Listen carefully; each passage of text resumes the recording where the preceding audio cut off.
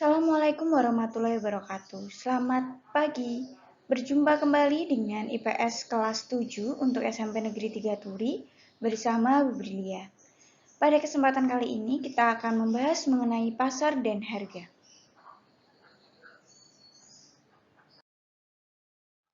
Sebelum memulai pembelajaran, mari kita berdoa terlebih dahulu. Menurut agama dan keyakinan kita masing-masing, berdoa dipersilahkan. Cukup, terima kasih. Bagaimana kabar kalian pada hari ini? Ibu harap kalian dalam kondisi yang sehat, bahagia, semangat belajar, dan tentunya kalian tetap mengerjakan tugas-tugas yang dikirimkan oleh Bapak Ibu Guru.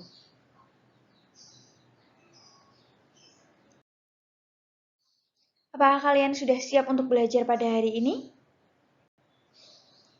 Jika sudah siap belajar, maka siapkan juga buku paket kalian, buku tulis atau buku catatan, dan juga alat tulis kalian. Kompetensi dasar untuk pagi hari ini masih sama dengan yang sebelumnya, yakni KD 3.3 dan KD 4.3 untuk KD keterampilannya.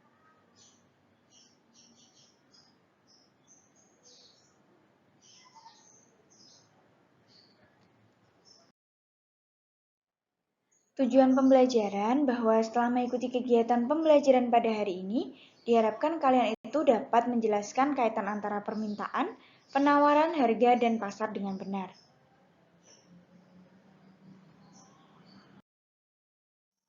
Nah, masih ingatkah kalian materi pada pertemuan sebelumnya?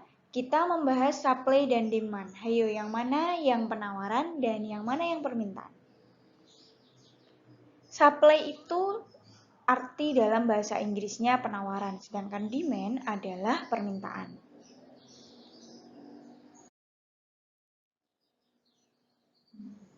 Apa perbedaan kedua kurva berikut ini?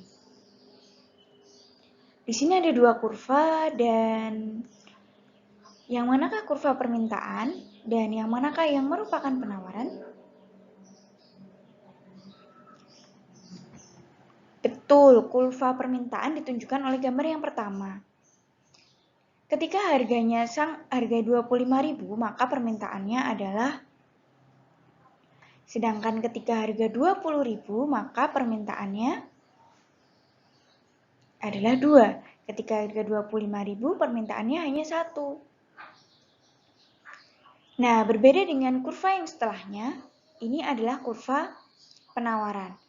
Menunjukkan bahwa semakin naik harganya, kuantitas yang ditawarkan akan semakin banyak pula. Apakah kalian masih ingat dengan perbedaan antara kurva permintaan dan kurva penawaran? Mari kita lanjutkan dulu ya. Nah, ini kita masuk ke bahasan pada pertemuan pada hari ini. Apa yang kalian pikirkan setelah kalian melihat ketiga gambar di atas? Tentunya gambar pertama, gambar kedua, dan gambar yang ketiga ini ada kesamaannya.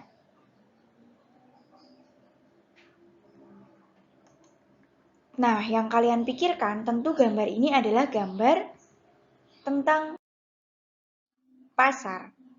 Benar begitu?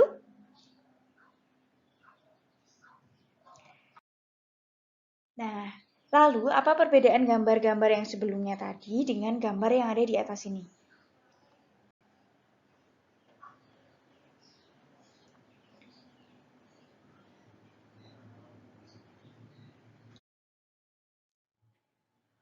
Nah, kita masuk ke bahasannya. Pasar yang ada di sekitar kita ada dua, yaitu pasar tradisional dan pasar modern.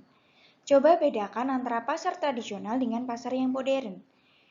Gambar yang pertama, yang di atas, yang ditunjukkan oleh dua slide sebelum tayangan ini, itu merupakan pasar tradisional, sedangkan yang gambar yang di bawah ini merupakan pasar modern.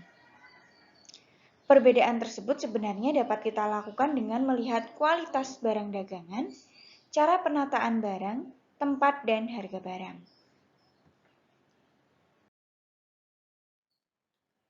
Dalam pengertian yang paling sederhana, pasar merupakan tempat bertemunya penjual dan pembeli untuk melakukan transaksi jual-beli.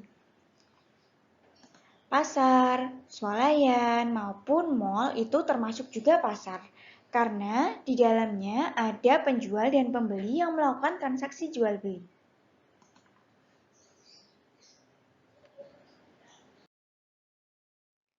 Nah, pada era globalisasi saat ini, transaksi itu tidak hanya terjadi di pasar, tetapi dapat pula kita melakukan transaksi melalui SMS, Instagram, WhatsApp, atau jual beli secara online pada platform belanja tertentu.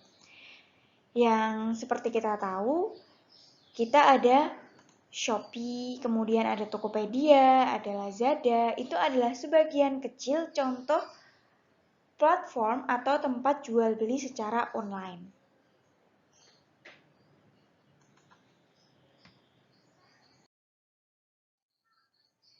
Pengertian pasar secara luas merupakan sarana bertemunya penjual dan pembeli baik secara langsung maupun tidak langsung untuk melakukan transaksi jual beli atau proses terjadinya interaksi antara penjual dan pembeli untuk mencapai kesepakatan harga dan jumlah barang atau jasa yang diperjualbelikan. Bertemu langsung contohnya di pasar, di swalayan, di mall, sedangkan yang tidak bertemu langsung itu contohnya ketika kita berbelanja online.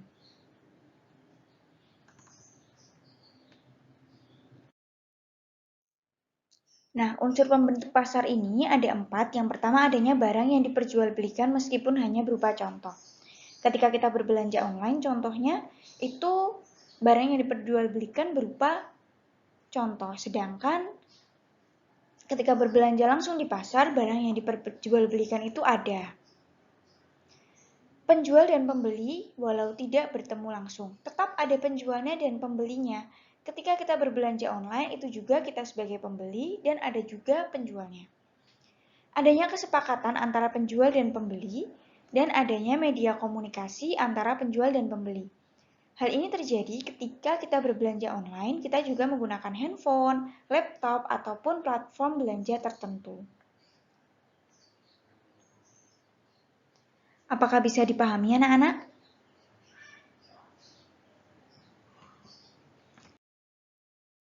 Nah, fungsi pasar ini ada 3. Yang pertama adalah fungsi distribusi, fungsi pembentuk harga, dan fungsi promosi.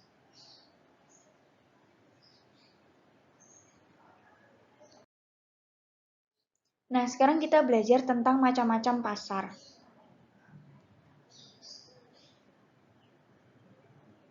Sudah dapat dilihat di layar kalian ada bermacam-macam pasar yang ada di kehidupan kita. Mari kita pelajari satu persatu. Pertama, ada pasar menurut wujudnya, dibagi menjadi pasar konkret dan pasar abstrak.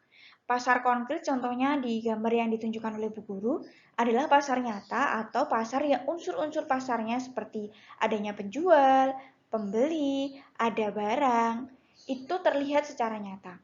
Sedangkan pasar abstrak yaitu pasar yang antara penjual dan pembelinya tidak bertemu langsung tetapi dilakukan menggunakan alat komunikasi.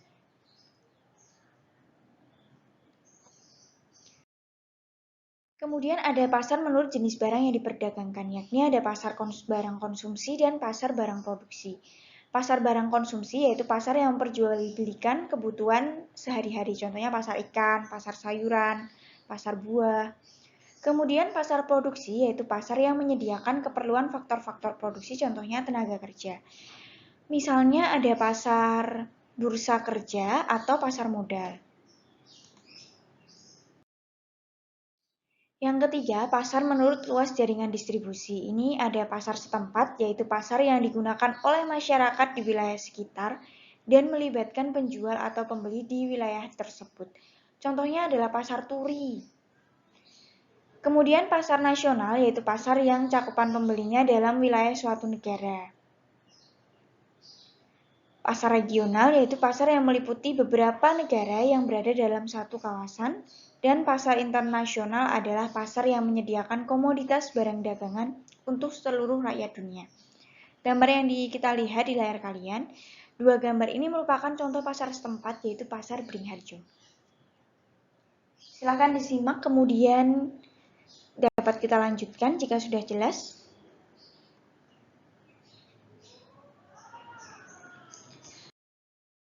Kemudian ada pasar menurut waktu penyelenggaraan.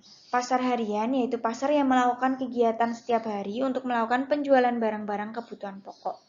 Contohnya pasar Beringharjo, karena pasar Beringharjo itu setiap hari buka. Pasar Beringharjo. Pasar mingguan yaitu pasar yang dilaksanakan seminggu sekali, contohnya ada pasar Turi. Pasar bulanan yaitu pasar yang kegiatannya dilakukan sebulan sekali, contohnya di daerah industri atau kantor pos. Sedangkan pasar tahunan adalah pasar yang bersifat dadakan atau setahun sekali. Pasar yang diadakan setahun sekali ya, bukan dadakan. Maaf tadi Bu Guru salah. Pasar tahunan ini contohnya adalah Sekaten atau pasar malam. Bisa kita lanjutkan ya.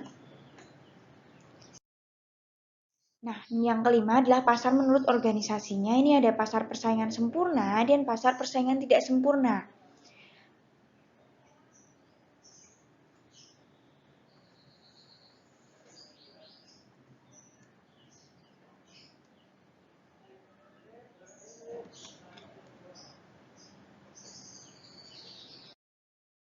Nah, itu tadi ada bahasan mengenai pasar dan sekarang kita masuk ke bahasan mengenai harga. Silakan disimak, kemudian dicatat hal-hal penting yang akan Bu Guru sampaikan. Harga adalah nilai tukar barang yang dinyatakan dengan uang.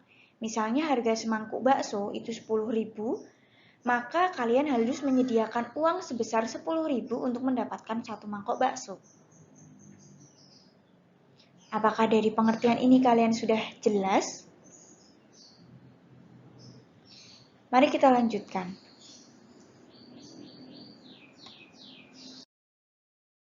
Dalam ilmu ekonomi, yang dimaksud dengan harga pasar ialah harga yang disepakati antara pihak penjual dan pembeli. Dan pada harga ini, barang yang diminta sama dengan jumlah barang yang ditawarkan.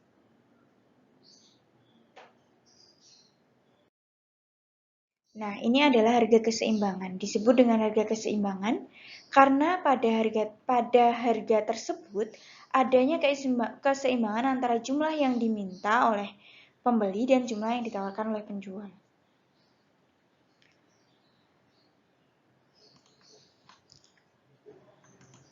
Garis yang Bu Guru tunjukkan ini adalah garis permintaan, sedangkan garis yang mengarah ke atas itu adalah garis penawaran.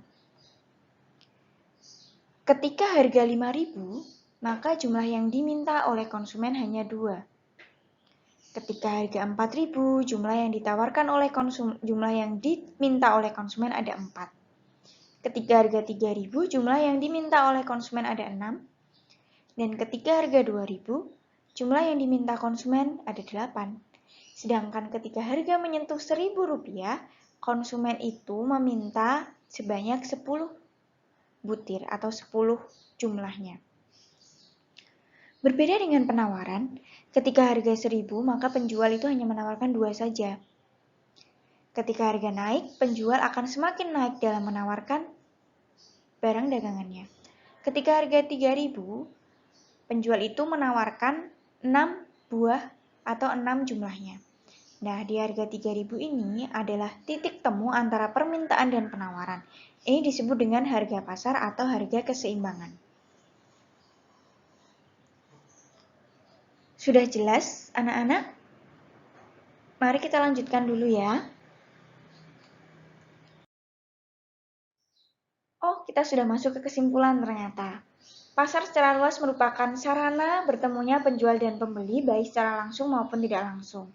Secara langsung contohnya ketika kita di mall, ketika kita di pasar, sedangkan secara tidak langsung itu ketika kita menggunakan platform belanja atau ketika kita berbelanja secara online.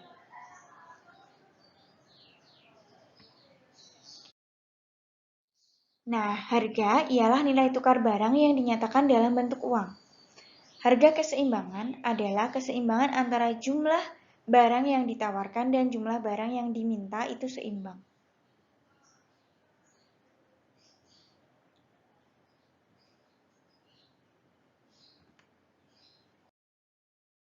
Nah, materi kita selanjutnya adalah peran iptek dalam kegiatan ekonomi.